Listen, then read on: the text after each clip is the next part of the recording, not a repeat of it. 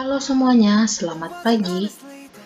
Perkenalkan, nama saya Christine Egivana Borugirsang dengan NIM 62232100030 dari kelas IKOR C 2022.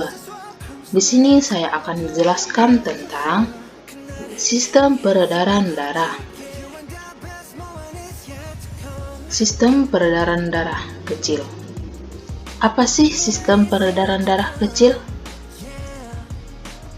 Sistem peredaran darah kecil adalah sistem peredaran darah yang mengalir dari jantung lalu ke paru-paru dan kembali lagi ke jantung. Apa aja sih organ peredaran darah itu? Yang pertama ada jantung, yang kedua pembuluh darah, dan yang ketiga adalah darah.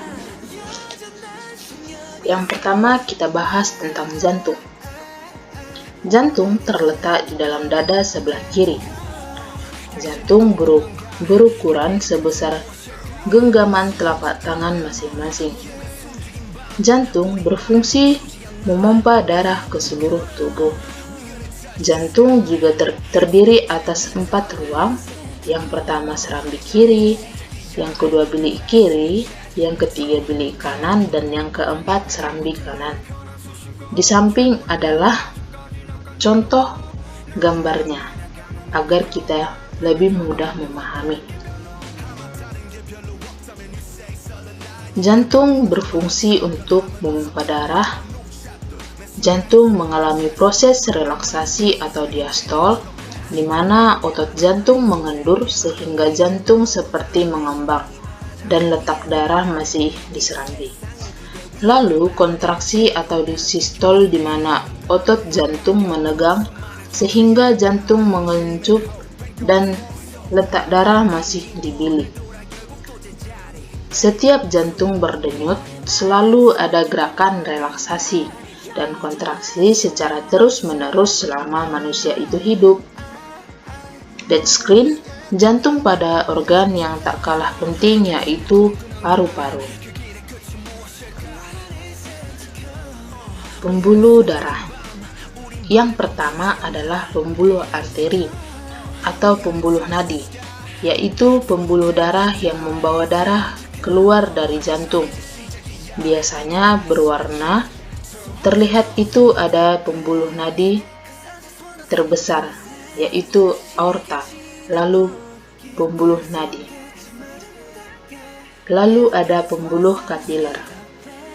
Pembuluh kapiler itu adalah pembuluh yang menghubungkan pembuluh darah langsung ke organ tubuh manusia. Pembuluh ini sangatlah kecil sekali. Yang berikutnya ada pembuluh balik yang mengantarkan darah kembali ke jantung. Ada pembuluh arteri pulmonalis yang mengantarkan darah dari jantung ke paru-paru. Ada juga pembuluh vena pulmonalis yang mengantarkan darah dari paru-paru kembali ke jantung. Yang berikutnya, darah. Darah adalah komponen terpenting dalam sistem peredaran darah manusia. Darah berperan sebagai pembawa nutrisi, oksigen, hormon, dan antibodi ke seluruh tubuh. Tak hanya itu, darah juga menyangkut zat beracun dan sisa metabolisme seperti karbon dioksida untuk dikeluarkan dari tubuh. Darah manusia terdiri atas beberapa bagian, yaitu plasma darah. Plasma darah merupakan cairan berwarna kekuningan yang mengandung berbagai zat penting seperti antibodi, hormon, dan protein. Yang berikutnya adalah sel darah merah atau eritrosit. Sel darah merah atau eritrosit bertindak sebagai pembawa oksigen dan karbon dioksida. Yang berikutnya ada sel darah putih atau leukosit. Sel darah putih atau leukosit merupakan komponen utama dari sistem kekebalan tubuh.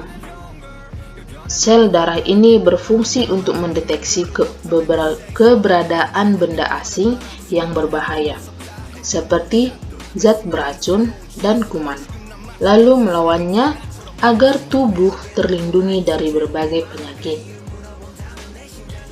Yang berikutnya ada keping darah atau trombosit.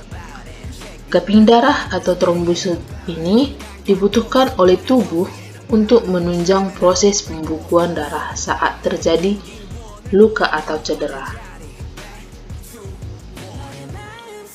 Yang berikutnya, kita membahas tentang mekanisme sistem peredaran darah manusia.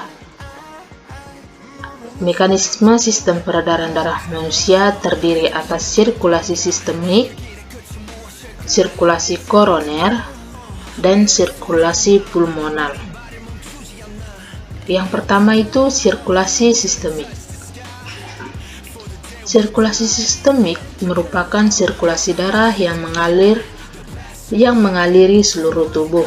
Sirkulasi ini berlangsung ketika darah bersih yang mengandung oksigen mengisi serambi kiri jantung melalui vena pulmonalis setelah melepaskan karbon dioksida di paru-paru. Darah yang sudah berada di serambi kiri kemudian diteruskan ke bilik kiri jantung untuk disalurkan ke seluruh tubuh melalui pembuluh darah utama atau aorta. Yang kedua ada sirkulasi pulmonal. Sirkulasi pulmonal atau sirkulasi paru merupakan sirkulasi darah dari jantung menuju paru-paru dan sebaliknya. Sirkulasi ini berlangsung saat darah yang mengandung karbon dioksida dari sisi metabolisme tubuh kembali ke jantung melalui pembuluh vena besar atau vena cava. Selanjutnya, darah tersebut akan masuk ke serambi kanan dan diteruskan ke bilik kanan jantung. Setelah itu, darah akan dialirkan ke paru-paru melalui arteri pulmonalis untuk ditukar dengan darah kaya oksigen. Yang terakhir ada sirkulasi koroner. Sama seperti organ tubuh lain, jantung juga membutuhkan asupan oksigen dan nutrisi agar dapat menjalankan fungsinya dengan baik. Darah yang membawa nutrisi dan oksigen ke otot-otot jantung akan dialirkan melalui pembuluh arteri koroner. Ketika pembuluh darah jantung tersumbat atau aterosklerosis, aliran darah di jantung akan mengalami gangguan. Hal ini bisa membuat otot-otot jantung kekurangan oksigen dan nutrisi, sehingga fungsinya terganggu dan lama-kelamaan bisa menyebabkan terjadinya serangan jantung. Nah, agar kita lebih mudah memahami peredaran darah kecil, berikut contoh sederhana dari sistem peredaran darah kecil pada manusia. Mari kita saksikan. Selamat siang, perkenalkan nama saya Christine Egifana Borugirsang dari kelas IPOR C Stambuk 2022 dengan NIM 62232100030. Di sini saya akan menjelaskan tentang sistem peredaran darah kecil pada manusia.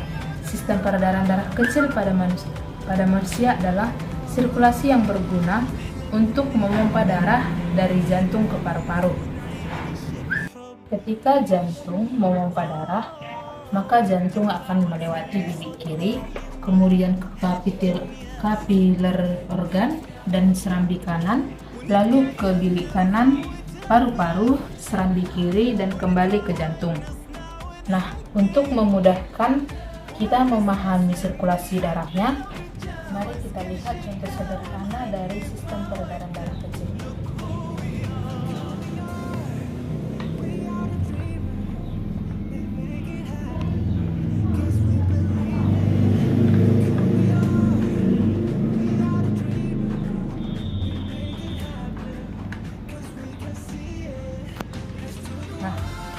Demikian eksperimen sederhana yang saya lakukan. Jika ada kesalahan, saya mohon maaf. Sekian dan terima kasih.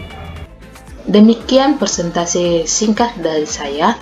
Jika ada kesalahan dalam pengucapan, saya mohon maaf. Saya Christine Egifana Borugirsang, pamit undur diri. Sekian dan terima kasih.